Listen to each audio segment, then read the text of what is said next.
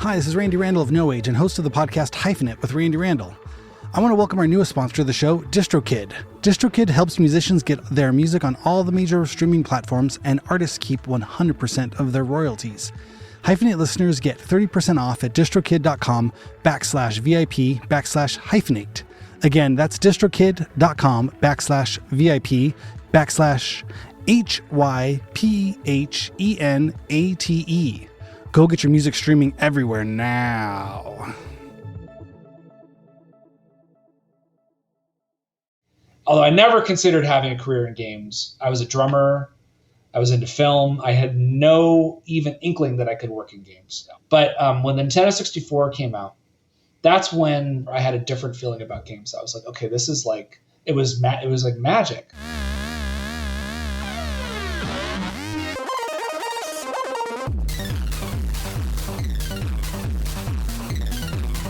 What's happening? Thank you so much for tuning in to Hyphenate with me, your host, Randy Randall.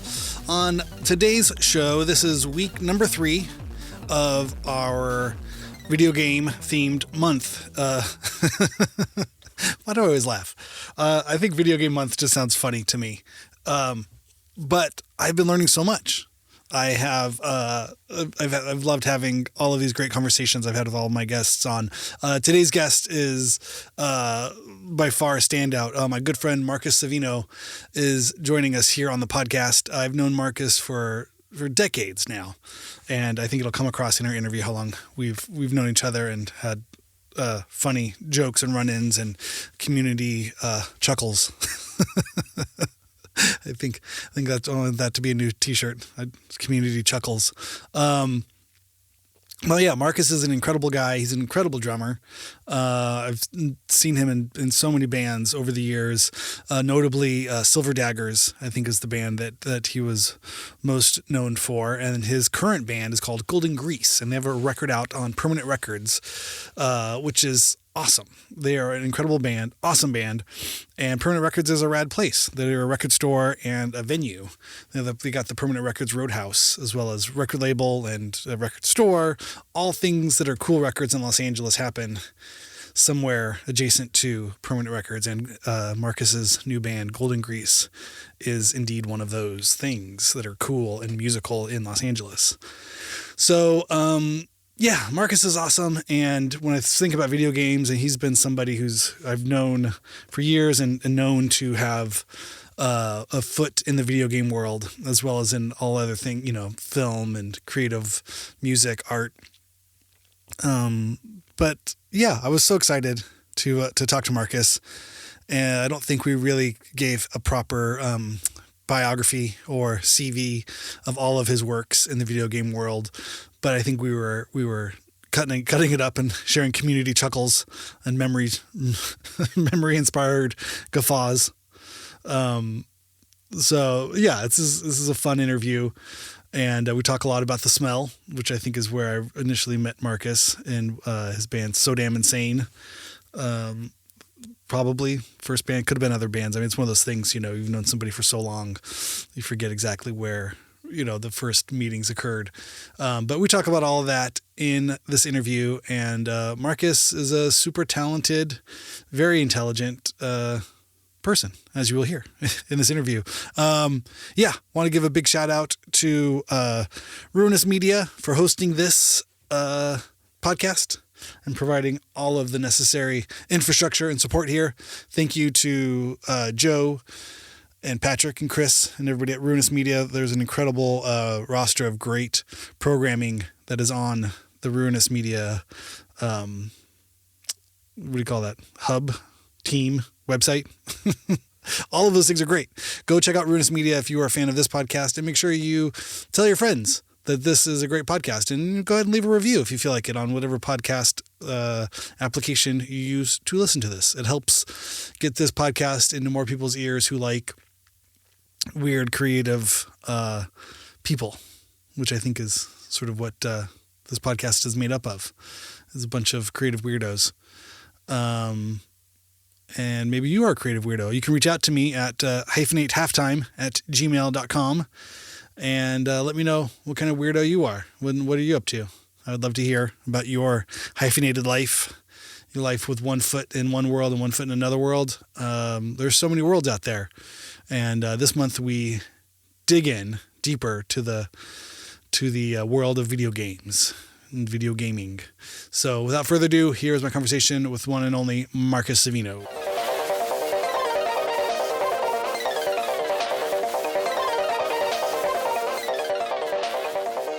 Marcus, how you doing? Hi. Thanks for coming on Hyphenate. It's good to see you, man. Thanks for having me. Totally. My first podcast ever. Really? Okay. Yeah. Well, this is exciting then. This is the first of many. I see a bright podcasting future for you. I hope so.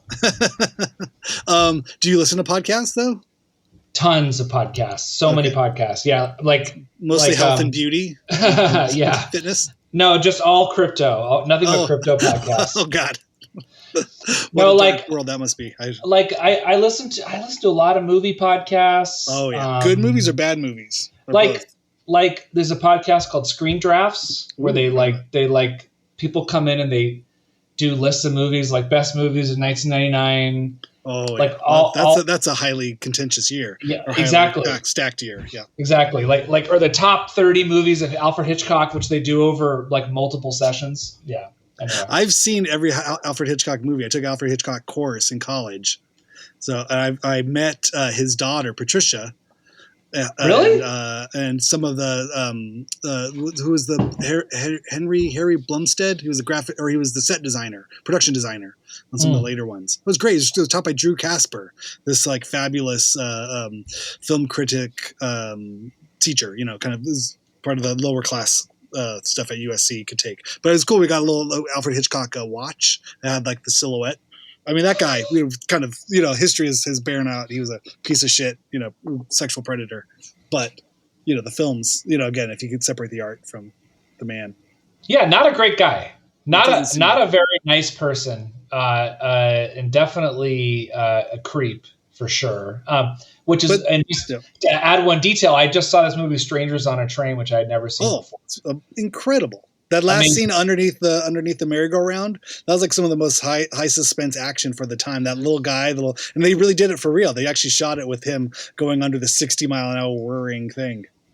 So that movie, somehow I've seen a lot of Hitchcock movies too, and that movie I had never seen, and I just totally missed it. And it was one of the best. Yeah, I guess if you were to put a top 30 is a big number. I mean, 30 for anybody. I mean, he's got any of his British stuff is pretty much on the bottom. It gets low rated for me a little bit, but of the American stuff, there's probably only 30 films, right? There's less than 30 films of the American batch. Mm-hmm. So that's you're pretty much capturing almost everything good. I don't know how many films he has. 50. He might have 50 or 60 or something like that. But yeah, Strangers on a Train blew my mind, and it's by far his freakiest, creepiest. Have you seen Rope? Yes, I have. That's all. For freaky creepies and Trouble with Harry. Yes, I've seen that. I've seen. Yeah. I've seen the dead body casually in the room, or the dead body. They trip over every other scene. Like that has a particular freaky thing to it. But and then also the Salvador Dali dream sequences. Oh my God, that's not Vertigo. What's the one? That's the other Jimmy Stewart one. Rope and then Rear Window. No, not Rear Window. What's the one where he has the Salvador Dali dream sequences? He also did Man Who Knew Too Much. That's another Hitchcock. Yes, right, of course, yeah. What's the Hitchcock one? Spellbound. Movie overall isn't that great. Oh, it's Cary Grant. No, it's not Cary Grant. It's Gregory Peck. Gregory Peck. Yep, there we go. He kind of got a little surreal there, but it all feels very like safe and kind of plain. Anyway, This is fun. We should have our own Hitchcock. But I can see that's a fun one to get into. I listen to a lot of bad movie podcasts where people review bad movies, and it's funny because across like the 6 or 7 I listen to, so I'll sometimes get a survey of the same movie. Like Jim Cotta will make the rounds of all the bad movies podcasts and everything. I'll get an opinion from everybody. I love Jim Cotta. I love It's that funny movie is so I was much. never a good bad movie watcher. I enjoy the shit talking more than the actual watching of the movie, especially because I probably would be watching it by myself. So the Right. half of the fun of those bad movie watches is watching it with a group of people that can all make fun of it, like a Mystery Science Theater style sort of thing. What's funny about Jim Cotta is I saw it as a kid, and Oh, and I was not aware that it was a bad movie. It was just a movie, and I loved it. I thought the idea that there could be a kung fu movie where you also had gymnastics and we gymnastics. needed a pommel horse. As long as there's a pommel horse in the room, watch out, bad guys. So good. I love that movie. Oh, that's awesome.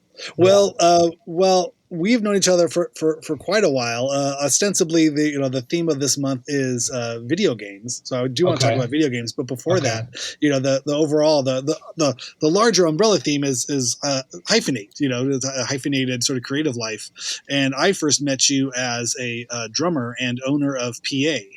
You owned a PA and you played drums. This was. This was often if I had to search back in my memory banks of like, what do I know about Marcus? When did I first meet Marcus? It's like, oh, Marcus, we got to borrow Marcus's PA. Was a phrase that was often said by Dean Spunt. Can I tell you something about that PA? Yes. All right. So it's interesting to be known that way, of all things, known as the guy with the PA. So that PA was not mine. Oh.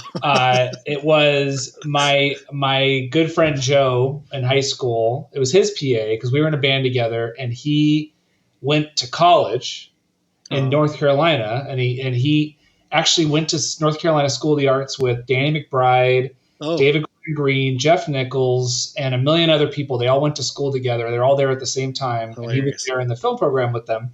Anyway, Joe left, and Joe left me with his PA. And then when he came back, he expected the PA to be given back to him after 4 years of college. Yes, but by the time he got back, it had become a community PA. Yeah, and it had gone from group to band, show to show. And at a certain point, I lost track of it because it had been lent out so many times and borrowed, and then friends. I borrowed it from this person, who borrowed it from that person. Borrowed it. Like, where did it go? And then he would be like, he says to me, he goes, "I'd really like my PA back." And I'm like, "I'm sorry, I don't know where it is. It's gone." It's been absorbed into the Los Angeles underground. It was like the A-Team. If you can find it, they can help you. But I said, like, if you think about it this way, you left town, and yet your PA was the only source of amplification for so many punk shows. Yeah. It's pretty awesome. I don't know. Yeah. He contributed. That's incredible. But what was that band that you were in with him? Okay. So we were in a band. This is in high school. We were in a band originally called Rain Station. Okay. That sounds which was like nice. Which was like, what did it sound like? Maybe on the Pearl Jam, slightly Pearl Jam-esque kind of music. Yeah. And then Helmet, we got really into Helmet and more metal. So then Rain Station died, and we started another band called Forklift. Whoa, there we go. That's better. That's more Helmet. That's more metal, like or post grunge metal. Yeah, post grunge metal, but it was pre new metal because it was only like mid 90s. Touch and Go, AMREP related. Yeah, but you have to understand, we weren't that cool. We didn't know anything about Touch and Go. We didn't know anything about. You were Forklift. You didn't need to know about them. Yeah, like we knew, but we did know about AMREP, and I was into Unsane and Helmet and a lot of the East Coast metal bands, kind of not new metal, but how much of that bell or that ride cymbal were you playing? Bing, bing. A lot of ride. Yeah. I mean, also the thing you had to have back then was a very tight piccolo? snare. It wasn't a piccolo, but it was but I got this Yamaha snare with a. I still have it. I love it. Shots galore. But it really, really tight pop, which every band had to have back then. Yep. That was the time. It was a time and place. A crazy time to be alive. Yeah. So we met through the scene, and I know. I mean, I don't know if I remember the day that I met you, but because I think I met Dean Spunt first. That sounds right. Because he took I was in this band called So Damn Insane, this pro-Republican hardcore band. You were kind of the Colbert Report before the Colbert Report of the punk scene. I feel like we were a bit ahead of our time, to be honest, but the idea of the band was that we were aggressively pro-Republican, at the time pro George W. Bush. Yeah, and which was so absurd to the point of beyond satire into this kind of thing. Yeah, it was performance art more than satire because people did not understand at all that we were joking, especially when we went on tour. And we also had this guy Sam McPheeters, famed singer, record company owner, I think he's a music critic now. Is he a music critic? Yeah. Okay, yeah. But so Sam McPheeters, a movie critic. I think he's a movie critic for right. Vanity Fair. Yeah, yeah. He could probably chime in on the 30 best Hitchcock films. That's so we should interview Sam just about Hitchcock and about nothing else. He's seen a lot of movies. But he was on tour with us in an Uncle Sam outfit doing extra shtick. Right. Like John Henry's or what was the Give Me Liberty or Give Me Death? Yeah, that kind of stuff. And he dressed up as Uncle Sam, and people would walk out before our shows because they thought he was legit. So anyway, Dean took us on tour, and he drove us in his van, which probably might have been your van. Who knows? It's just that was his. That was the Spot 5. The Spot 5, yes. Van. Yeah, that was the dad's van conversion with 4 captain's chairs and a shitty made kind of loft in the back. It was a great van to tour in, honestly. Yeah. And Dean drove us all the way up to Vancouver and back. And, that's when I got to know Dean. I think he was probably 19 or 18 at the time because I think. Well, he and I, we were already playing in the band Wives at the time. Wives. Yeah.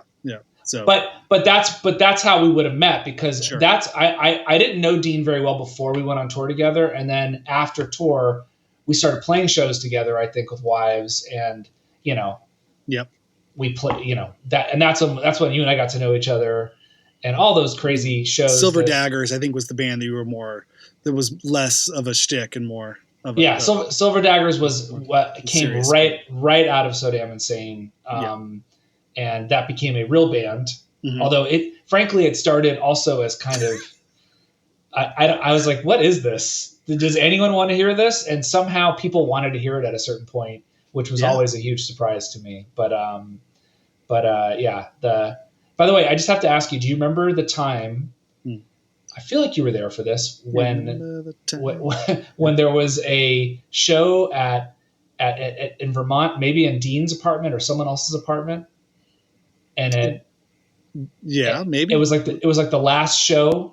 This was the squat that he had above a furniture store off Western and Melrose. Yeah, it was called Decor. Decor was the name of the furniture store on the bottom floor, and somehow all these bike messengers were able to live rent free above this. I don't know, it was like a 2-bedroom weird like storage room that I think was like the only people that were really on the rent or like on any kind of official lease were like weird junkies.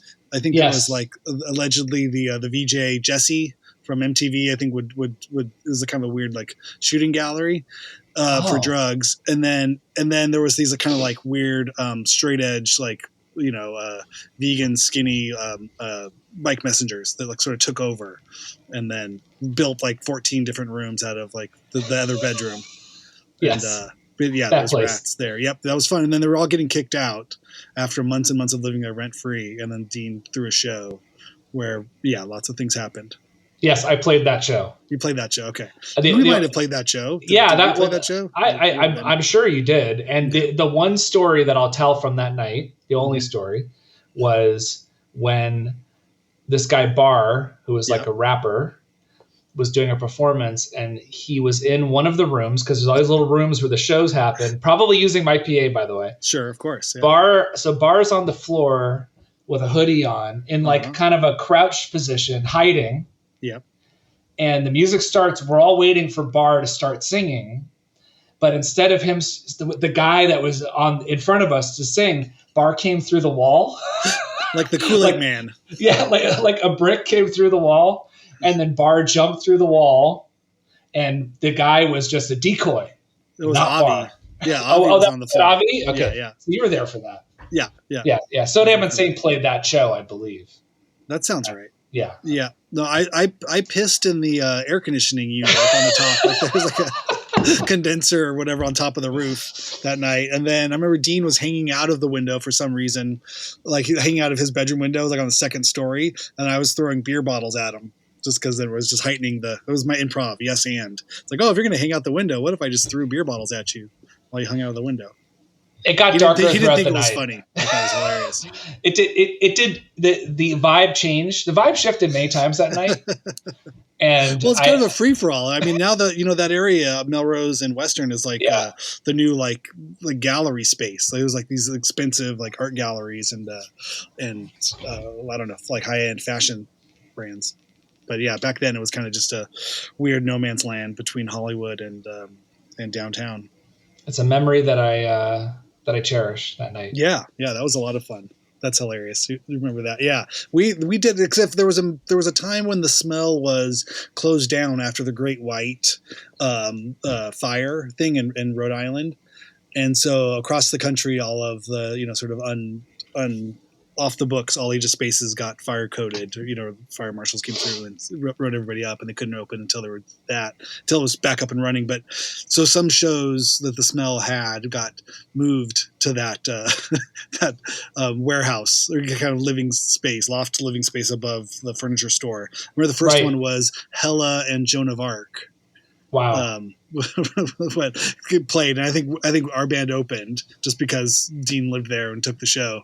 But I remember those, and I've become better friends with both members of those bands afterwards. I asked him about that because I think at that point, again, we were probably like 19 or 20 or maybe not quite even 21, and so these guys drove across whatever.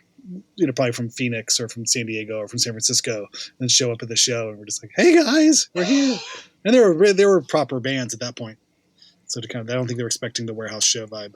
Well, it was also Casa del Pueblo was the same thing. That was this coffee house, which is now like a beer store kind of place in Echo Park, But Casa del Pueblo was just a tiny room, and all the bands that would have played the Smell ended up playing there instead, or Decoy.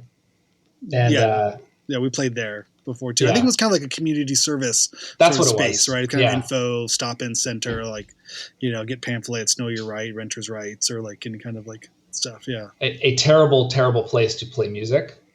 Probably.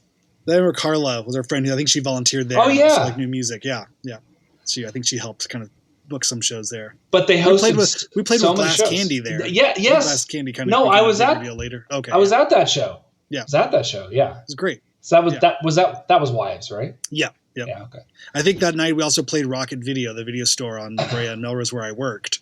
So we did 4 songs at a video store and then drove from Hollywood to Echo Park to play another 4 songs. Opening for Glass Candy. It was a lot of. We probably brought your PA. We probably had your PA for both of those. Too. I'm positive my PA was in use that night. Yeah. That's funny. It's amazing. Yeah, it's a lot of those. So you grew up in Southern California. Yeah. And we're into music. We're also into video games at that time. Were video games something from kind of day one? I mean, we're roughly around the same age. Yeah. I mean, was it where did I guess? Yeah, where did video games kind of come into the picture for you? I mean, I grew up in LA. I'm more on the east side of LA. Always lived in that area, and kind of near Los Feliz, but Los Feliz wasn't fancy when I was growing up, and but in that general region. I cannot remember a time when video games weren't a massive influence on me. Did you have older siblings? Nope. No, I'm an only child. Okay. And I think it's really like going to the arcade, because I'm old enough to be able to remember childhood in the arcades. And the arcade was such an amazing place to go weekly because there was new games every single week. Like, where was the good arcade that you'd go to then? The one we went to, the one we went to is right near that squat. It's on Vermont, and there was Family Arcade and College Arcade.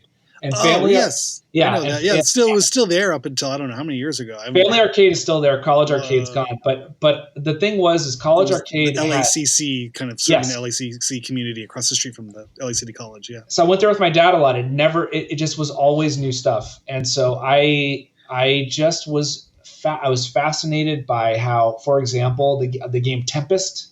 Ooh, that was hard.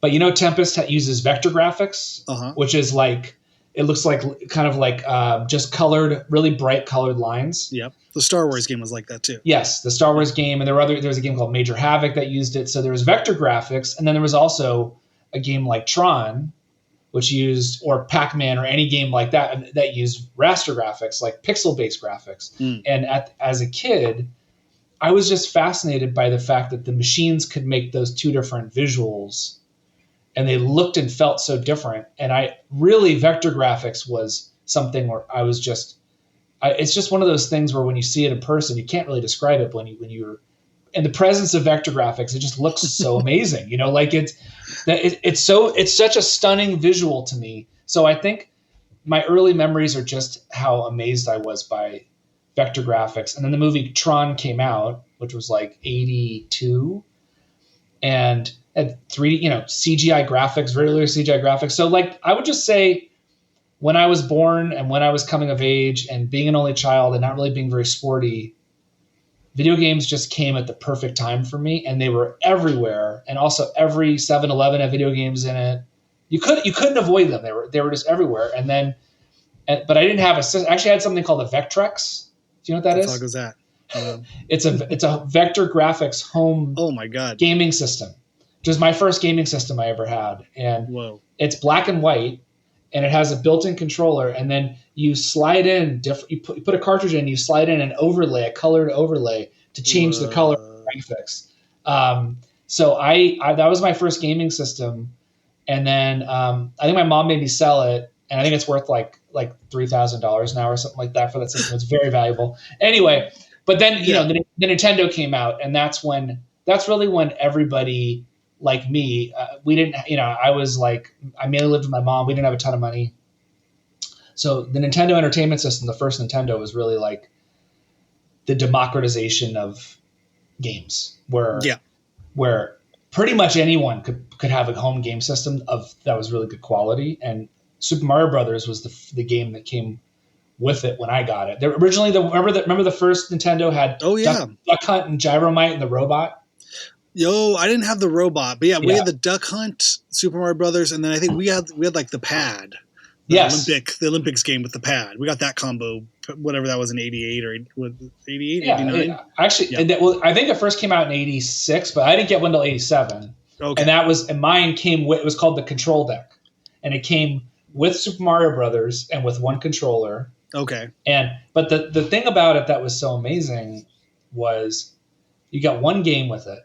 And yet Super Mario Brothers, to this day, is one of the most influential, great games of all time, right? So that's what I mean by like democratization. I had access at home to a game that was really hard to beat, that I could play endlessly, and that it was as good as visually as any game in the arcade, pretty much. I mean, arcade graphics were better back then, but it was credibly good graphics, way better than Atari or earlier systems. So and you didn't have an Atari? I know. I never had an Atari. I had a Commodore ColecoVision? I never had Coleco. Right. I had a Commodore that I bought off my dad, which is another story altogether. He sold me his Commodore. You let that go for free. No. My first TV, my first like videotape player, and my first computer I purchased from my dad with money I made as an actor, as a child actor. I see. Yeah. That's how we got around some Jackie Coogan laws. Yeah, that TV is like $4,000, kid. It's a really good TV. It comes with your father's love built into it and resentment stored. There's the whole resentment storage area in the back here. You're going to pay me a lot for this one. I forgot about this until recently, that I had to pay him for my original tech gear that I had. Oh my! Wait, but I forgot you were a child actor. Was it was commercials or commercials? What did you do? Yeah, I did commercials. I was on an episode of Punky Brewster. Oh shit! But do you remember? Were you old enough to remember? I remember every commercial that I shot. Really, really like crystal clear, distinct memories of so many aspects, because it was such a unique experience. Like, oh yeah. I was probably pretty shy. I wasn't really like a theater kid. I wasn't. Was it something you wanted to do, or do you feel like you were kind of pushed into it, or sort of loosely somewhere in the middle? I think I was cute. I was a cute child with like a blonde bowl cut, and my hair was very blonde back then. You could stand in for Ricky Schroeder. A little bit. I kind of looked a little bit like that. Wow. But I had a bit of a stammer, which I still kind of have, but I hide it now. Was that a plus or a minus? It was a minus. I mean, I couldn't do speaking roles. So really what I did is just look cute on camera.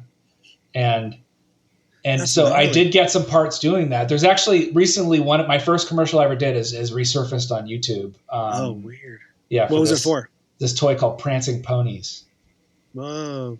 This is the new Chapel Rowan remix with the Prancing Pony Club. Sure. Yeah. We'll go with that. Yeah, sure. But the experience of making commercials was really amazing. But I didn't really want to do it. My mom asked me, would you like to do it? And I said, I was like ambivalent. I was like, I guess, because people were telling her, oh, he's got a weird personality and he's kind of cute. Like he could probably be an actor. I think I told you that about your son, about your younger son. Oh, right. Yeah. Like I saw him and I said, okay, there's a person here. He has fits on the screen. A vibe and an energy and a unique personality that just is sort of irresistible. And I think some people are just more naturally, their natural self is just ready for that, I think. And for whatever it was, I had that quality, but I did not enjoy doing it, just to be clear. Yeah. And I'll tell you one quick story that I'll never forget. Another dad story. My dad came with me on the second commercial I did, which was a national McDonald's commercial. And I was shooting a scene with a girl who was like my sister, and then my younger sister character who was a baby. And the baby was very unruly and kept disassembling the cheeseburgers and knocking over the food. And they kept having to reset the food. I had a fever that day, so I was really sick. My dad was standing off camera, and then the director started screaming at me. I guess because I was the oldest one and I was the boy. I don't understand. I mean, I have no idea what I'm doing. I don't know. You're a child. They put me on set and tell me where to look, and I probably didn't know where the camera was. Honestly, like I was unaware of it, right? And he's like, "You have to keep her in line. Not my job. You have to make sure that she doesn't do that." He started screaming at me, and my dad grabbed him and got an inch from his face and I don't know, threatened to kill him or something. That's like good. That. That sounds like good parenting. He did, but still, in its own way, yeah. Take it down a notch, yeah. And then shortly after I made that commercial, I never received personally any money, but there was some money somewhere in some account, and some of that money was given to my dad for a Sony Trinitron and a Betamax machine and a Commodore 64. Wild. But there wasn't a turn 18. Here's your trust. Here's your Jackie Coogan child. That in my experience, that didn't happen. There wasn't money was not plentiful when we were growing up, and I'm sure it went to bills, honestly, which is fine. Yeah. All good. Yeah. But yeah, what a fucking wild world. I mean, living in LA, you come across people who have acted in one way or another, especially as kids. It's a whole different kind of world. That thing. It was weird. I feel like it's a lot different now than it was then. I hope. I mean, I'm probably safer for kids now, but I don't think it's changed that much from how it was back then. It is still kind of the same system, the same engine that it's always been, I think. Crazy experience. But anyway, that was during that era is when I really started to get into games. And it's funny. I'm sure you'll remember this when you're growing up. Like every game you get is a huge deal. Oh yeah, they were so expensive. Yeah, $40. More, sometimes $50. 50. Yeah. Okay, yeah. Really and so you'd go to Toys R Us on your birthday, and then you would. I don't know if you ever had this experience, but oh yeah, it was the case. They were locked behind the case. You couldn't just grab them; they had to open it up. But sometimes you could look at the box. So frequently, if you weren't reading Nintendo Power or one of the magazines, the way you chose which game you were going to buy, the one game you were going to get in a year, maybe you'll get two if you're very lucky, was you look at the back of the box and read the copy and look at the screenshots. Mm-hmm. And that was how you would choose. And then based on for me, it was always the quality of the graphics. So if I looked at the back of the box and saw graphics that were impressive to me, that's how I would make a purchase. So for example, I think one of the second or third games I got was Mega Man 2. Oh, which is okay, yeah. a classic game for people in the know. Okay? I kind of remember that. Yeah, the blue guy Yeah. shot lasers from his hand. And, exactly, and he could change forms. It could have different. Oh. He would kill someone and take his form, and then you could absorb his form and then use it. Anyway, I think Timothée Chalamet's playing him next year. I think they're. I think they have an AI of Sir Laurence Olivier's voice who's going to be voicing the new. That's classic. Yeah, the Cary Grant AI bot will be doing the new Mega Man. But I purchased Mega Man 2 solely based on the way the art looked, the graphics looked, and the screenshots. Yeah, and I saw some pixel art that looked really good, and that's how I bought it. That's why I chose it. So it was just an interesting time. And it's crazy, yeah. So there was a big NES. So I have two older brothers, and they had, I think, some version of Atari, not the first one, but there was like more numbers behind it. Mm-hmm. It was like the souped up version, Atari Plus. I think is kind of remember it was that Pitfall. Game fucking sucked. It was like a guy swinging across like vines and would just get eaten by alligators. I could not get through that one. That was really hard for me, especially because I was really, really little at that point. Well, that's another thing about games that I think is easy to forget is the early games were all ports of arcade games. So like games were designed in the arcade era to take your money. So they needed to be so hard so that it's like carnival games or something. Yeah. It's exactly what it is. It's the next evolution of carnival games. So like if you're playing, I don't know, I'm trying to think of a really hard Qbert. I don't know if you remember Qbert. Yeah, that sucked. But punishingly difficult, right? So the idea was you have to put in $5 or $10 worth of quarters to get good enough to practice and practice and practice to get better. But all the early games on consoles and on Atari were all games like that, at least a lot of them. And then eventually, as PC games got better, you started seeing more RPGs and like longer, more open-ended experiences that weren't so based on dying a lot and getting better. And Mega Man was like that too. Mega Man was like kind of a convergence game where it started to feel more like it was about exploring and beating the game versus getting punished early on. Oh my God. Yeah. Yeah. It brings back so many memories. I'm like being so bummed at those like arcade games. It's like, not to jump ahead too far, but now they have like, there's like Neon Retro Arcade. My kids love to go to this. Oh, yeah. It's like you play $15 and that's all you can play. Like all the games are on free play. And for $15, you could play as much as you want for an hour. And one of the first things I did with my oldest son is we beat The Simpsons, the 4-player Simpsons game. Oh, yeah. Because he likes The Simpsons, and I grew up on that. But I only ever played, maybe I got to the second level my entire life up until my 40s. And now here I am with an 11-year-old, and we could do this whole game. I'm like, we're not going to stop. I mean, we must have died 800 times. But we made it through the whole game, and I saw levels I'd never seen before. It was like a monumental life experience. That's a great game. I mean, that must have been such a fun experience. Did you remember playing it when you were younger? I did. Yeah. But I only got to like the second level. I mean, I played that first level probably 100 times, and like spent $5 and just never got past, as far as I got maybe the second level halfway through. There's a that's almost like a subgenre in and of itself of games that are like the 4-player games that are like The Simpsons. I mean, there's some, because there was also like an X-Men version of that. There's a Ninja Turtles one. Yeah. And those games were so popular and so beloved. And I think there was a game that came out not too long ago, maybe 10 years ago, maybe more, called Castle Crashers. It was for Xbox 360. Oh, okay. That was like a more modernized version of that. And it was so popular. And then remember, I think Sega had a game called Golden Axe, which was kind of like that. Oh yeah. Yeah. And then earlier on, a game like Gauntlet also, like, so those like real-time multiplayer games were really incredibly fun in the arcade. And really innovative too. I want to get back to your biography, but you're jogging so many memories of video game things. Because it's one of those things. When I thought about doing a video game month, I was like, I really don't know much about video games. But now I think as I've been talking to people, I realize like, oh no, there's stuff in here. There's stuff in the memory banks. I was a kid in the 80s and 90s. Like it was hard to not be a child. You had an NES? So yes, we had the Nintendo, and then I was looking for the new thing. Maybe I was on that level of like, oh, I'm gonna be ahead of the curve on this one. I got a TurboGrafx 16 with Bonk, and it was like weird credit card shaped little like games. Do you remember? Yeah. Did you ever see this? Yeah. And then Slaughterhouse, it was like kind of where you were like Jason, but as the hero, you had to like chop down people. You were like a hockey masked like villain, but you like walk through the whole world in like kung fu style.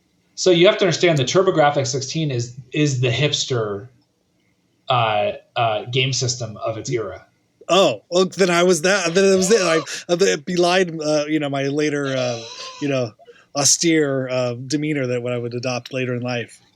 Like my art rock music fandom.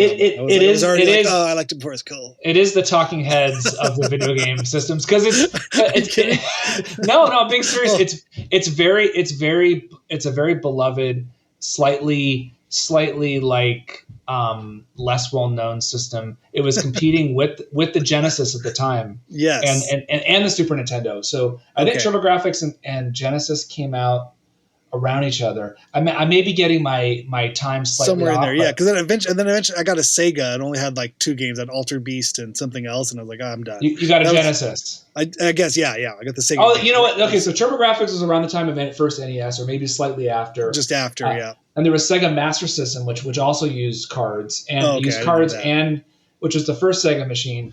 Okay. So around that time, Sega Genesis, yeah. But TurboGrafx has it was called PC Engine in Japan.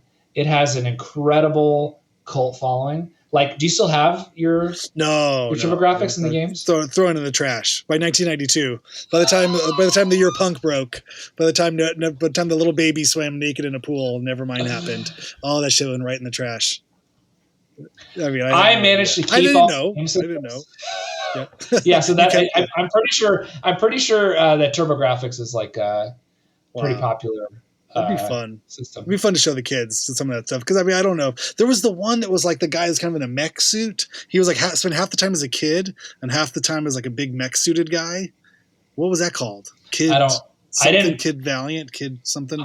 I didn't have my friends who are big game collectors are gonna like be so embarrassed that if anyone ever hears it. Oh yes, of course, yeah, all the video game nerds, yeah. No, but I'm curious though because I think ultimately video games are an interesting part of our culture. Obviously, yes. Right? I mean, it's not like to be not to be talked down upon. I think I'm at a point in my life where it's like I want to learn more about things.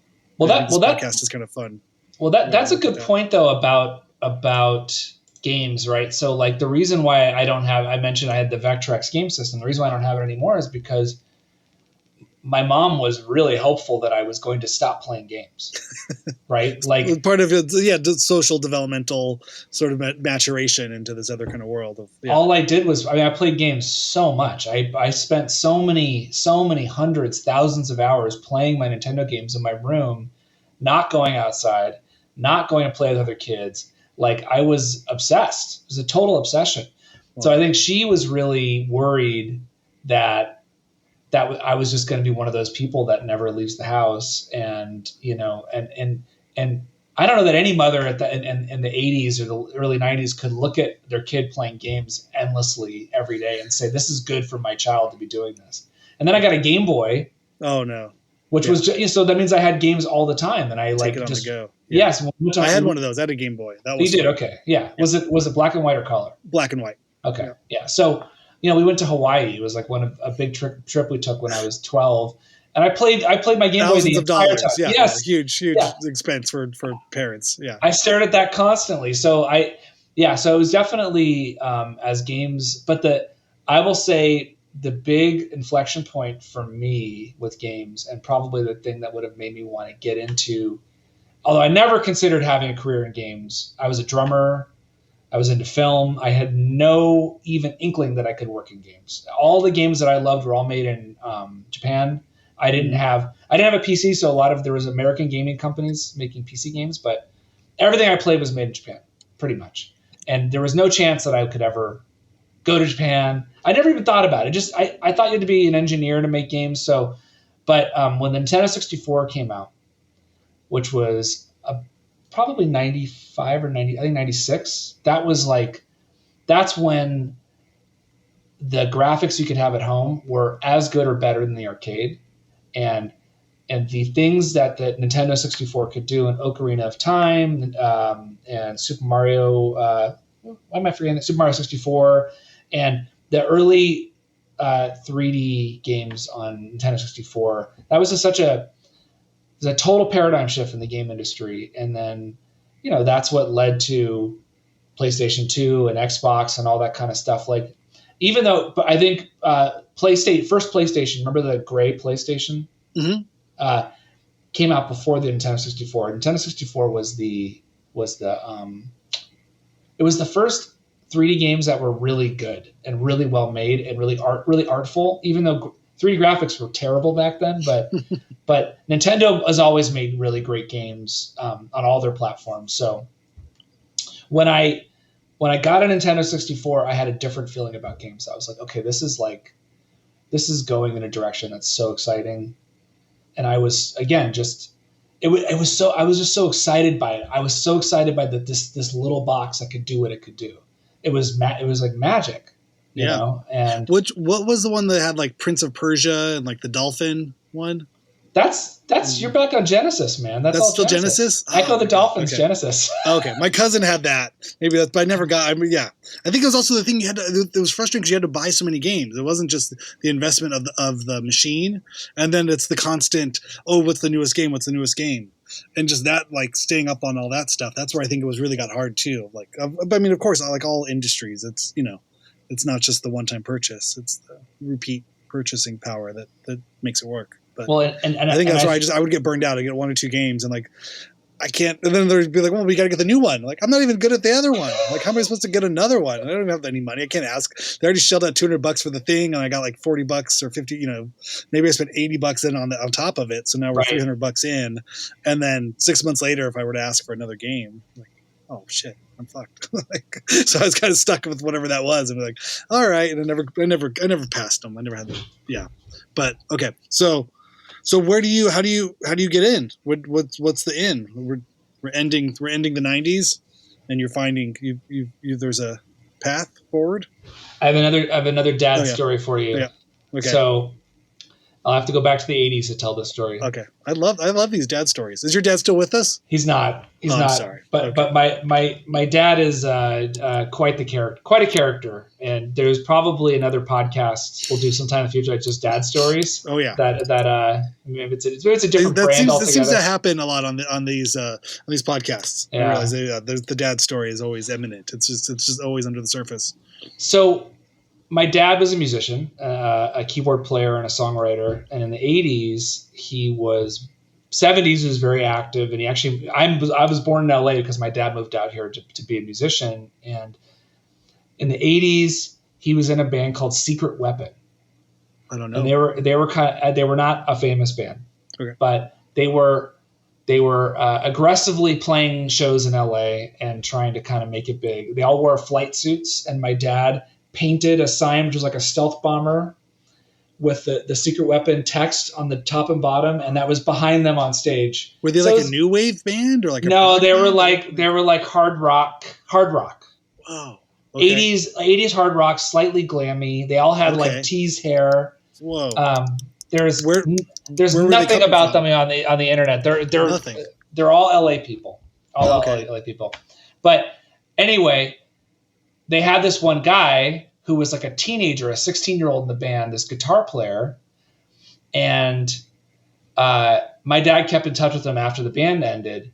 And that guy was working with a gaming company based in LA.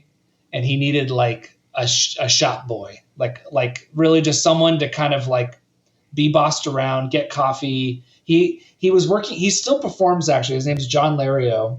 And he does this really interesting thing where he uses infrared MIDI controllers to do lights and music and play samples all live. And he plays in Vegas, and he plays lots of big shows and stuff like that in Vegas. So I was working for that guy, and because he was friends with my dad, and through working for him, the company that built those MIDI controllers also made D-Beam.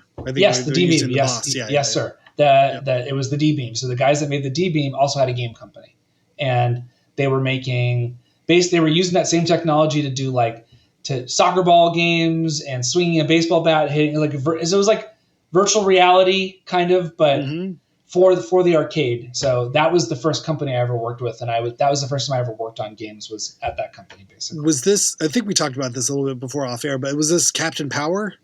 No, no, this was not Captain Power. No. Do you remember this product? No, I don't know what Captain Power is. Oh my God, Captain Power! So these were VHS cassettes. That would come, or you would buy the VHS cassette, and the toy was like a ship that was kind of like a gun, but you had your like 3 3/4 inch figure would sit in the gun that you played with, and so it's like a spaceship, and you'd have to shoot it at the screen of your CRT, or just regular whatever 80s TV. I do remember this. Shoot red laser. You'd shoot like an infrared beam, but it really would be whatever came back. So you would have to like shoot at the thing, and there are these kind of like Power Rangers, like Captain Power. We have to take down the generator station. Remember, don't get hit by the blue beams. And then you would just play the video, and somehow you interacted with it and collected points. I do remember it now that you've told me about it. Yeah, I definitely. We're unlocking memories here. Like, oh God, I remember this. I never had it, but I absolutely remember that. But yeah, it was. That's actually not a. It was really like one of the games they made. You walk into a batting cage, and the pitcher on the TV throws a ball at you, and then you swing a real bat, and hit the ball on the screen. So yeah, and so it was that kind of stuff. And but I really, honestly, I was playing music. I was playing music like crazy at that point, and it was just kind of a get a job. I didn't even make the connection that it was like, ooh, I'm making games. This is so cool. It was just I needed a job. I was helping out my dad's friend, and then they needed someone to help on the gaming side. I knew about games, and then it just kind of snowballed, honestly. Like I just started doing more stuff, and then after that I worked at Universal's games division, and they did Crash Bandicoot and Spyro the Dragon, and they did like The Thing and like games based on The Grinch and The Mummy, all the Universal properties. So I started working on that kind of stuff. That's when I started to learn how to be more of a game designer and more of a games producer. And just kind of grew from there. In your opinion, like the movie-based games, like what works and what doesn't work in that translation? I mean, that you're an interesting person, kind of that. That nexus. Like, I'll tell you exactly what the problem is with movie-based games. They tend to have a deadline, like a movie release that they're trying to sync up to. Yeah, and so the game makers can't release a game that's fun or well made. They have to hit a deadline. So oftentimes, not only are they trying to hit a deadline, and oftentimes they don't have very long. Games take forever to make, and they're really hard, and they're really painful to make. Like a production deadline on a movie might be 2 years, 3 years. And once the script is approved, once the script's bought, you probably do a rewrite, pre-production, produce, and release within 3 years, right? Roughly? Sure. Yeah. Okay. So on a movie. Yeah, on a movie. Yeah. Compare that. What's a game? But the difference is that with a movie, where with a movie you might shoot for a month or 2 months, right? Mm-hmm. And then hopefully you have a long post-production period. You have like 6 months to edit. Now, of course, it's now the whole movie's the post-production. Yeah. Or in the case of big, superhero movies, like you literally have to have 2 years of previs, just figuring out what all the scenes are going to be. But anyway, yeah, I think. What would a game be? How long would a game take? Well, it depends. Some games take 5 or 6 years to make, but like the kind of games we were building at the time, we probably only had a year.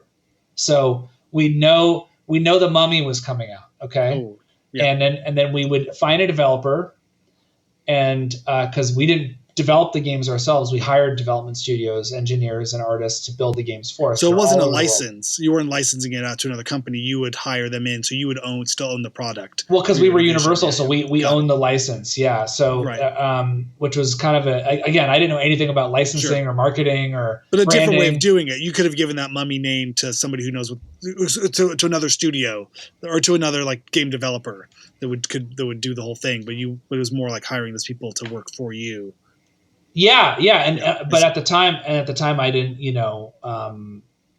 I didn't know what an interesting kind of setup they had. But that's actually pretty rare now. Most companies either make their own games, they do outsourcing, but they have studios internally, and they also license out their brands. So, but at the time, we had a little studio, and we were kind of coming up with the ideas for the games and pitching the ideas for the games and then working with the dev team to build it. So it was more collaborative. It was a really good experience, actually. And would you get the talent from the shows, or from the movie? Was Definitely. that part of their contract? They'd have to come in and do things. It was never part of a contract. It was always like ad hoc. We'd have to pay them extra. And then oftentimes directors. I'll just give you one example. I worked on a game based on National Treasure, and the director of National Treasure, this guy John Turteltaub, just like got on the phone with us and talked to us about the movie for 3 hours. Another Turteltaub production. Yes, there's a lot of Turteltaub out there. And he gave us tons of production stills, and because what you're trying to do basically when you're making a game based on a movie, you're trying to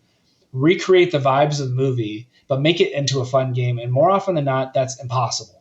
Like there's so many examples. Like the E.T. Atari game famously is one of the worst games ever made. But there's like Total Recall for Nintendo, and frankly, Ghostbusters. Did you ever have the Nintendo Ghostbusters? I did. Oh, horrendous. Actually, Ghostbusters on Genesis was actually pretty good. Okay. Yeah. So more often than not, I mean, 9 times out of 10, you never had enough time, and you couldn't find a way to pair the vibes of the movie with good gameplay. So it's just like not enough time, an odd fit, and oftentimes you're getting feedback and notes from the people that made the movie, and they're telling you can't do this, you can't do that, you can't do that. That doesn't happen in my brand. That doesn't happen in my story. So and you're just trying to find anything everywhere. Yeah, you're just trying to find anything that works, right? And so it's actually incredibly hard. And it all depends on who you're working with that is open to your ideas, and then having a studio.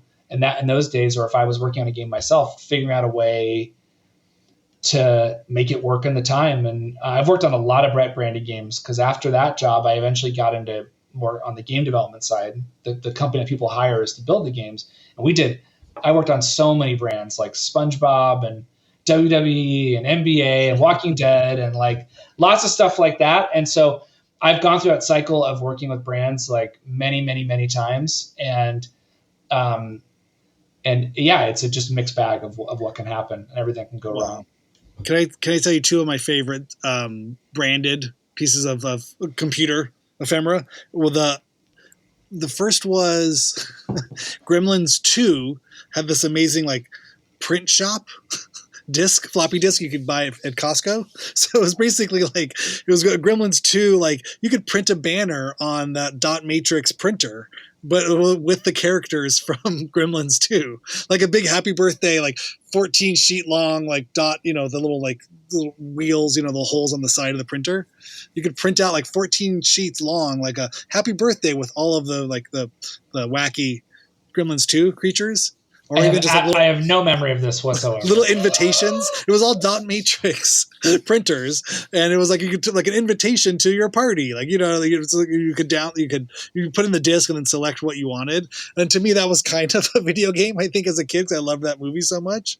Like I had to have this disc because it was like, I thought it was a game, honestly, and I probably got it. And I'm like, what the fuck does this do? My mom probably had explained to me like, I mean, Gremlins 2 was a great movie. I mean, it makes sense. Yeah. I mean, I was the right age for the time. I was the demographic. So the print shop version of that, and then I guess 2 others. There was also a PC game of Terminator 1. Oh yeah, where you just went around and like shot people. Was it side scrolling or first person? First person, yeah. You just have a gun out in front of you, and you like go into the gun store and just shoot the guy and take all the guns, and then drive around in your car and just murder people, just kill people. I think you were supposed to kill Sarah Connor or something. Well, that would make sense. Yeah, but it was just horrendously like misanthropic, like game for a child to play on this PC in 90 whatever 1 or 2.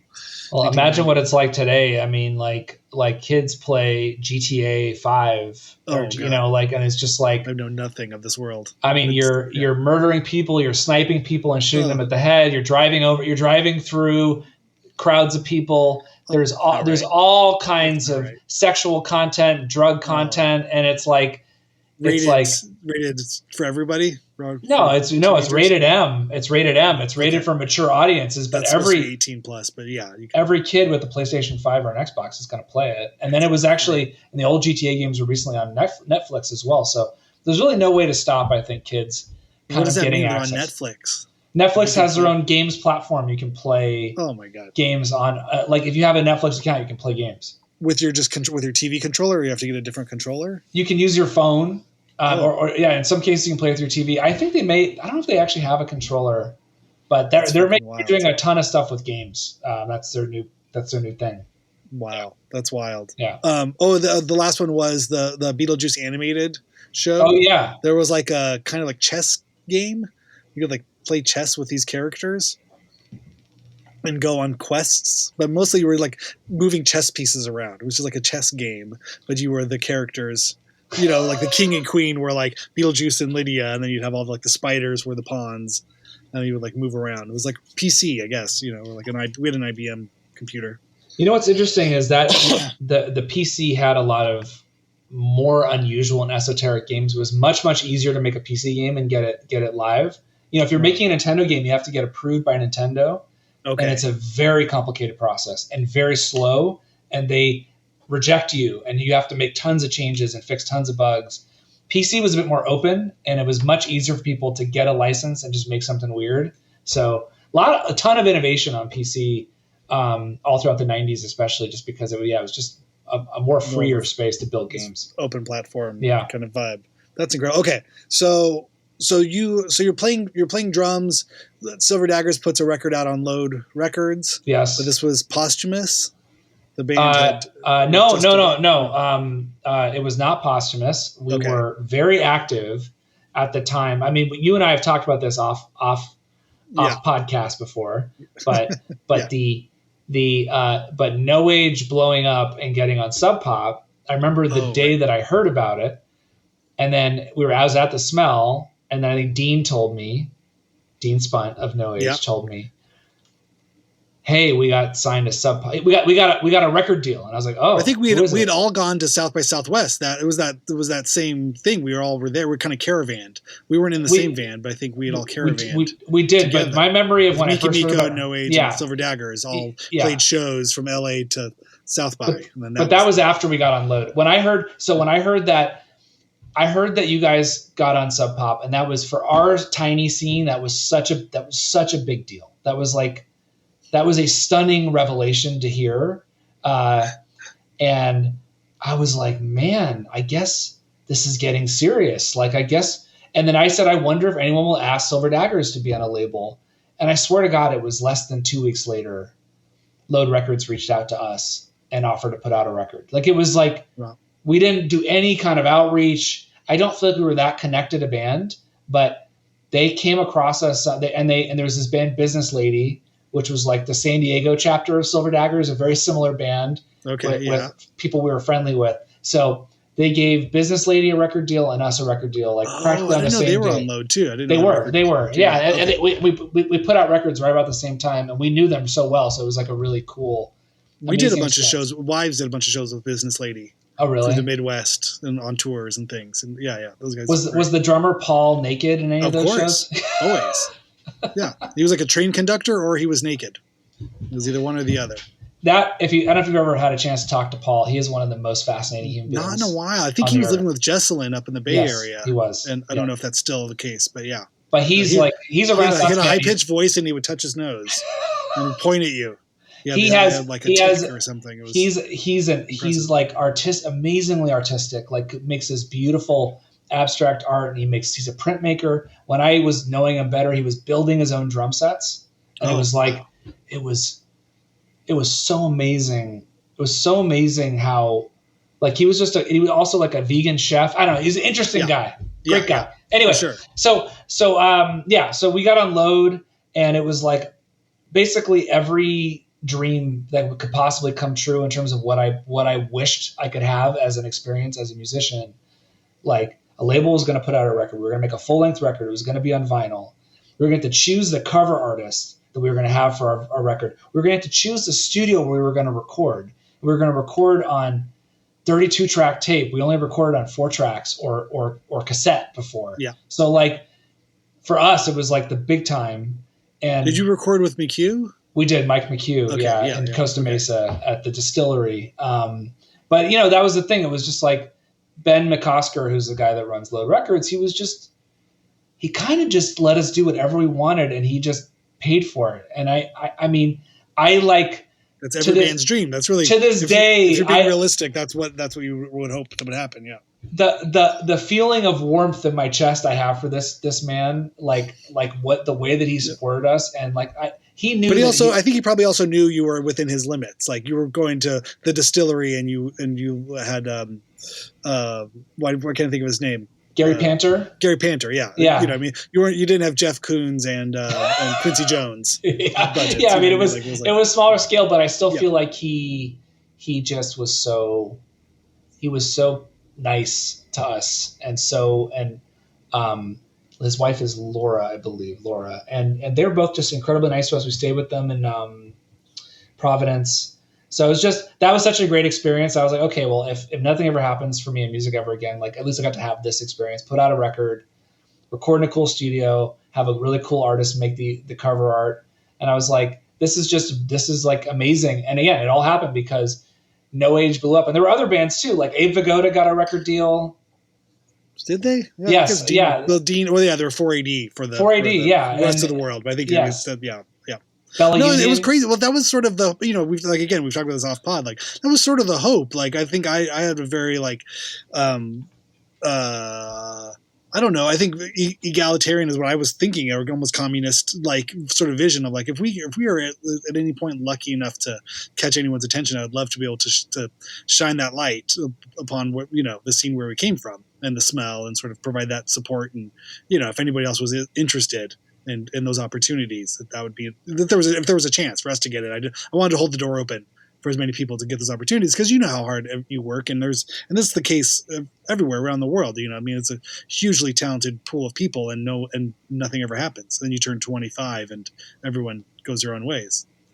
Well, you guys were so great for that. Honestly, like there was another show that I remember where you guys got asked to play the Red Cat Theater at the Disney Concert Hall. Uh-huh. And for whatever reason, you couldn't play it. You guys were on tour or doing something else. And so you handed the show to Silver Daggers, but Silver Daggers was also not available to play. So I and Will from Silver Daggers formed a improvisational band. Awesome. With Bill Gray and John Gray of the Maishi. And we did like 45 minutes of improv music in the Red Cat Theater at Disney Concert Hall for this. What was his name? Buddy McGee? This like artist, Buddy McGee? Barry McGee, Barry yes. McGee, yeah. It's probably something that came through Aaron Rose, it sounds like. Yes, yes. But that's like... cool. That sounds great. That sounds right up their alley, right? That's what they're looking for. Yet another amazing experience that just came because we were contemporaries of No Age, and No Age had all that heat. I am nothing but embarrassed by any compliments regarding that, because to me, you have to I did not believe in myself. I had all the confidence in like the power of the community or the collective, because I knew it was good. You know what I mean? Like I saw so many amazing bands, yours included, but young people. You know what I mean? Like with like 5 people sitting on the floor of the Smell in like 99 or 2000. It was just so blown away. And I was like, this is where the power is. Like any one band that comes out of this is nowhere near as interesting, to say, but let alone powerful as like the whole collective idea of it all. That's what I was really in love with. I was in love with our scene, more or less, to say it that way. And like, so the fact that I could promote that because I could believe in that, like you know what I mean? I could believe in the collective. Myself I knew my faults, and I knew how poor I was at playing music. You know what I mean? I was very much struggling to just make whatever sound I could, but I saw the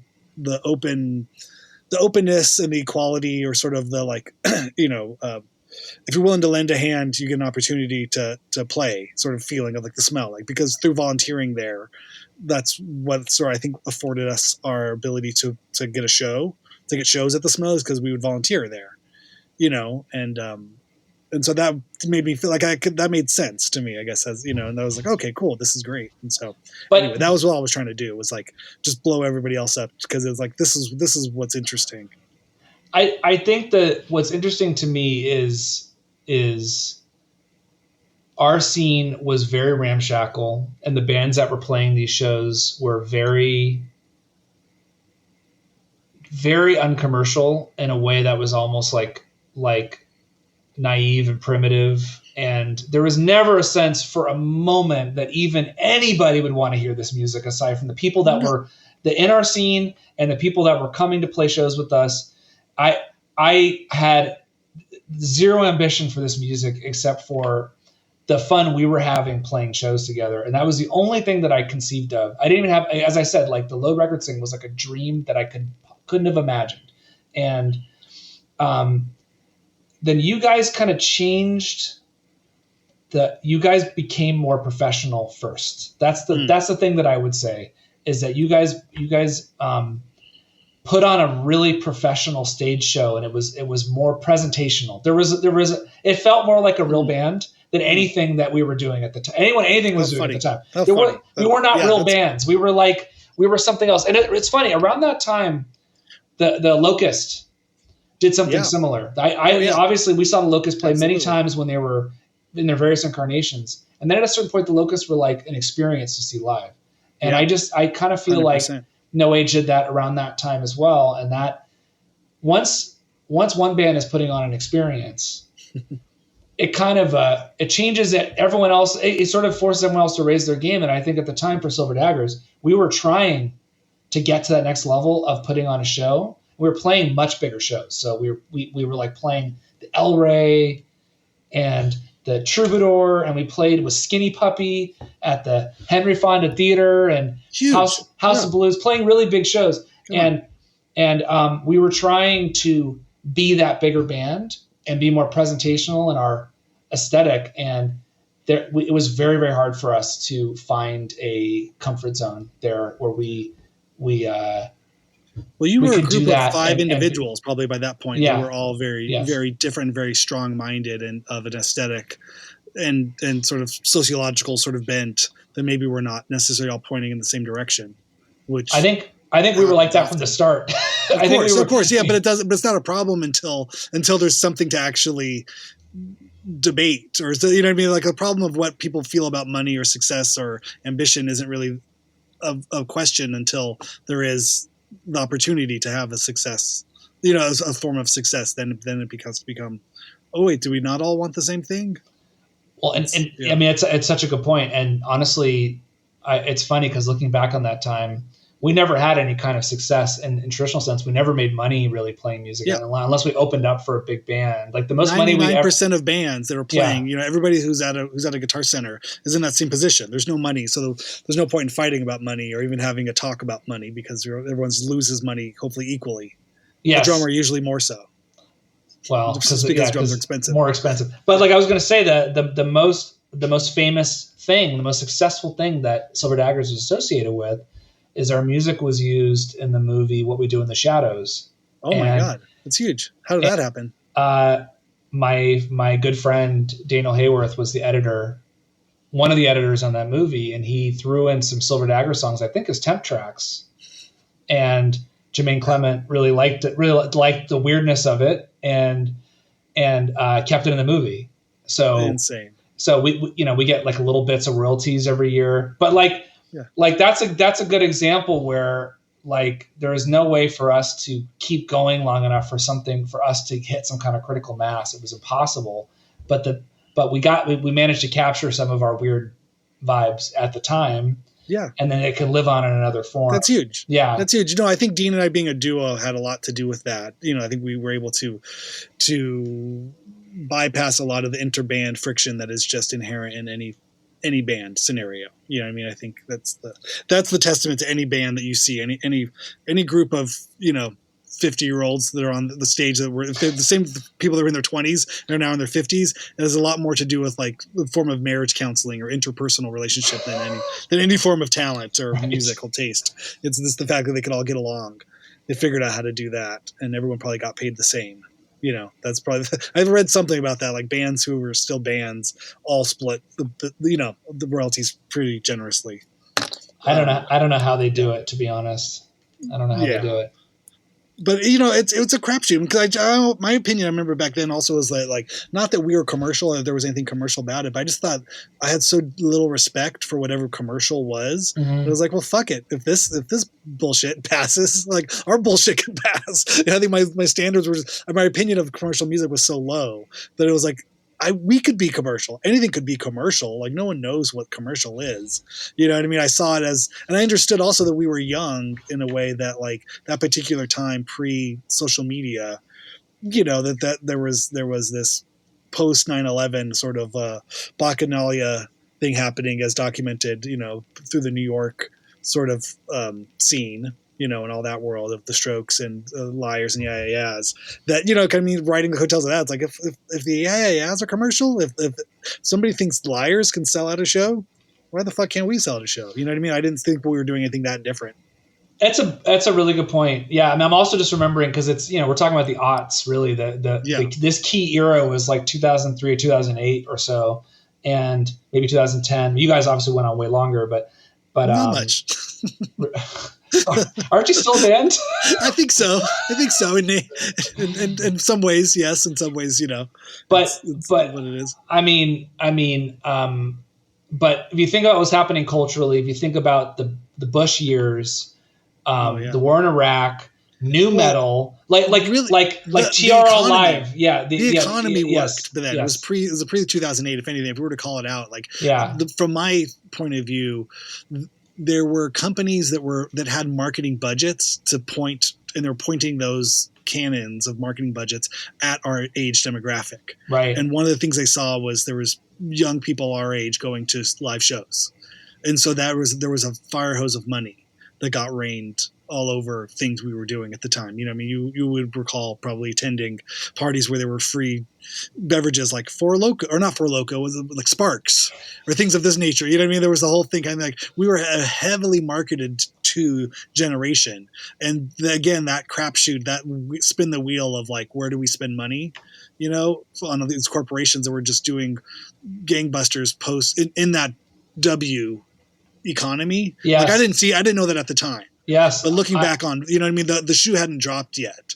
And so everybody was just blowing money, and there was clothing brands, and there was, alcohol brands, and there was all these things that, we were the sponsored generation. Randy, I got to tell you something. I've never, ever thought about it that way. I've never made that connection ever between the reason why stupid, frivolous bands like ours could find some kind of more mass appeal. Obviously, MySpace and other things were factors, but the idea that just was money, there was just money floating around, and also mainstream culture at the time was so grotesque and terrible. Especially music at that point, might be the worst era of music in my opinion. Is like the aughts. There was so much music I hated.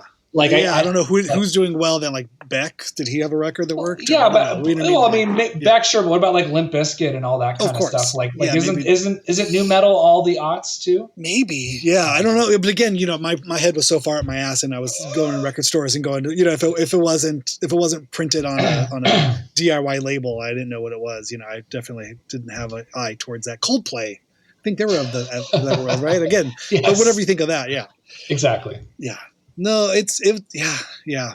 I mean, I'm unable to take much credit for what we did culturally in a lot of ways. I think other than like, I knew I wasn't going to do it alone. I wanted to drag, I was like that nervous kid, like I'm dragging everybody with me. We're all going into this thing because I can't do this by myself. In terms of like whatever attention there was, it was more fun to do with your friends. But really, like it was a form of exploitation. You know what I mean? Like cultural exploitation. You can sort of like be an active participant in that. Like, hey, yeah, if you're giving out money, give me, because again, I felt like we had been broke to the degree for a while. Like minimum wage jobs or whatever, or not paying very much, but we also had low rent. You know what I mean? It was just a different world. But when they were handing out bags of money for dumb shows, like this show is sponsored by Rock Band, or you know what I mean, Vice Records. Also, Vice was a cultural sort of place where they funneled a lot of money into the underground, but it took their cut. They would take 90% and put 10% of a marketing budget into weird, undergroundy type of things. So I don't know. I didn't feel too shy about that. I'm like, fuck yeah, play a sponsored show with the Echoplex with Cheeseburger, the Brooklyn's premier party band, sponsored by Courvoisier or whatever you had, Royal Crown. Sure, let's go. But admit it, in 2001, the idea that you would ever play a show like that in your life was absurd, completely unheard of. Yeah, Totally. Yeah, I just was buying Fugazi repeater. Yeah, or Fugazi, 13 songs or whatever, and like, had a whole different idea of it all. Yeah. But again, I think that's part of being in your 20s too, right? Is like understanding that sort of like your culture and your community and sort of your place in it, but also understanding like how's this ever supposed to work? Like it's mostly all of those things like don't work. It doesn't. I mean, long term, like you hopefully you meet a mate, you find somebody who will accept you and all of your disgusting habits, and you partner up, and then you just sort of go like, well, I got off. Here's where I'm getting off of this social like, whatever, I don't know, sort of cyclone. Like I found my person. This is my stop. I'm pulling the brakes. I'm over here now. And then you try to hold on to those friends for long enough until everybody else finds their mates and partners off. And then, you make something of your 30s and 40s that hopefully has some reminiscence of it. I don't know. Maybe that's too cynical, but well, it's definitely not how I saw it. I was too naive and too much of a late bloomer to even perceive that we were going through that scene and that there was opportunities within it. I just didn't understand.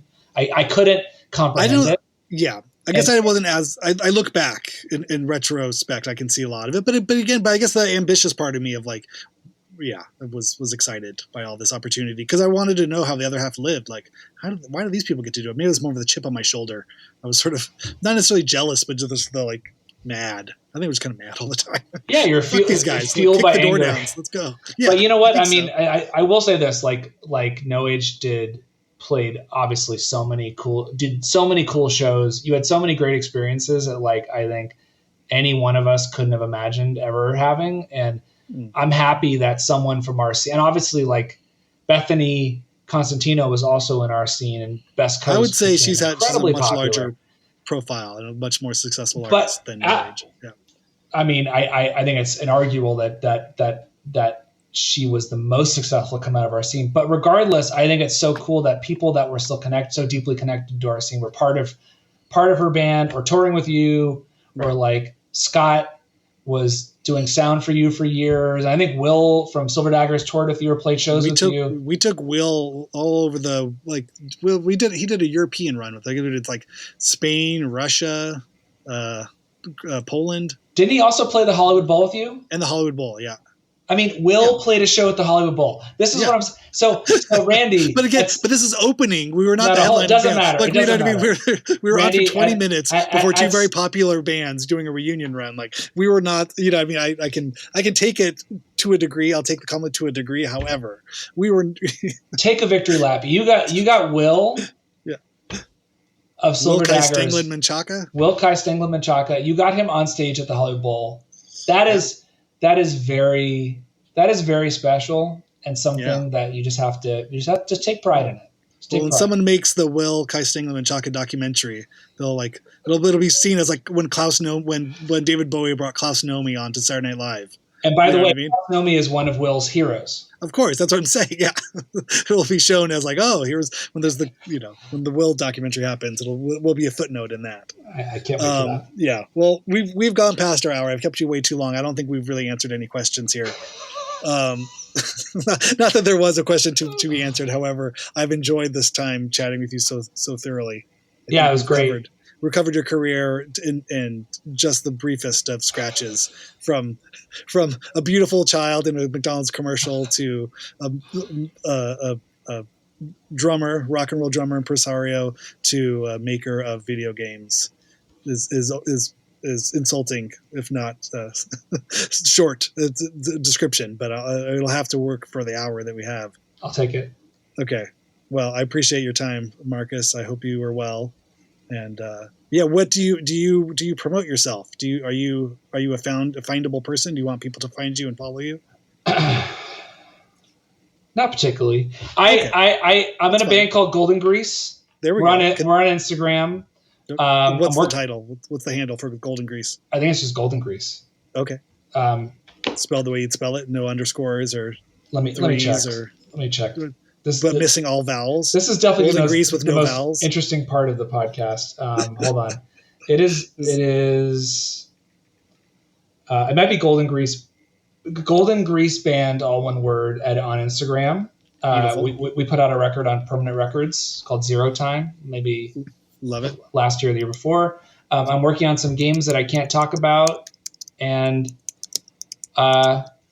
working on a project with you that one day will come out, maybe 2029. Good Lord. I would love for it to be 2027, but every day that seems further and further away from happening.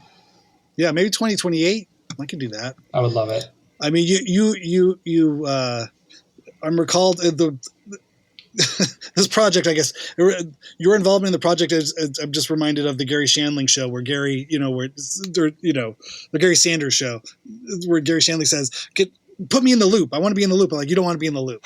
Nothing works. This doesn't work at all. You're like, no, put me in the loop. And you get put in the loop and you're like, oh yeah, none of this works at all. Like, I know there's a reason this project has not moved forward in over a decade. Randy, I'm a persistent human being. I'm willing to go with you on it. Yeah. Okay. Like, we've talked off pod a lot about it, but yeah, the hope would be, that there's I'll take all persistence you have. It's well appreciated. Let's make it happen. Yep. I'm down. Okay. Well, this is January 2025. We'll see what the rest of the year happens. But for now, Hyphenate Pod is focusing on video games. I think it's a good way to kind of keep my head down for the beginning of this year, see what happens next. I think I'm going to go into baking in February, and then macrame and disassociative year of disassociation. Maybe that could be the overall theme for the 2025 pod. Like everything's fine. It's not terrible. I love it. Yeah, we'll kick it off with video games. Sounds good. Awesome, man. All right, take care. Thanks. All right, bye, Randy.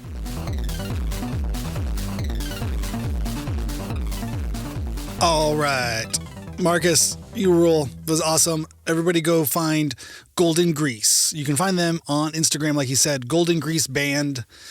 At Golden Grease Band. Wow, so many stories. We actually ended up staying on the mics for probably another hour afterwards and talking even more about parents and fathers and life and growing up in Los Angeles and all kinds of crazy things. Marcus rules. He's got so many great stories and what a life. And I'm excited for all new projects he has coming up that maybe he can come back on once the video game stuff is announceable and whatever this thing that he and I are working on, when that's announceable, we will definitely come back and talk more about that as well. But I also wanted to mention, Southern California is still experiencing this insane wildfire recovery efforts, or they're underway. It's going to be going on for years. In the foreseeable future, though, there are a lot of people who have been displaced, who have lost everything. I recently added 3 great resources for places to donate. So anybody in the world out there who feels helpless and feels like they want to do something to help, but they don't know how to help, you can go to my Instagram. It's at Randy S. Randall on Instagram. And there in the link in bio, I have 3 great resources for where to donate money. One is focused on musicians who have lost everything in these fires, and their direct support links. You can go there to support these musicians directly. Another one is people whose GoFundMe and other links have other fundraising are under 20% and they're not close to being filled, and people could really use help. Another one is for African American families who also need help as well as everyone else. But it's just specifically calling out people of color in Los Angeles who've been displaced by those fires and need help. So 3 resources that if you feel like you are able to help and you have the capacity and the ability to share some money, those are great places that you can put your money and do real good for real people. here in Los Angeles. So thank you for listening, and make sure to like and review. Make sure to tell your friends, and join me next week when I will have the week 4 of Video Game Week. And I'm still, now there's this elusive 5th week. I really fucked myself on this 5 weeks of January, 5 Thursdays. So I will see. Maybe you know somebody. Maybe you yourself are a video game hyphenate. Reach out at oh my god. Reach out hyphenate@gmail.com. Could I have picked a more harder words to put in a email account? Hyphenate@gmail.com. Maybe I need a simpler one. Anyway, that's going to do it for us. I will see you on Monday. Be safe out there, everybody. Love your neighbors.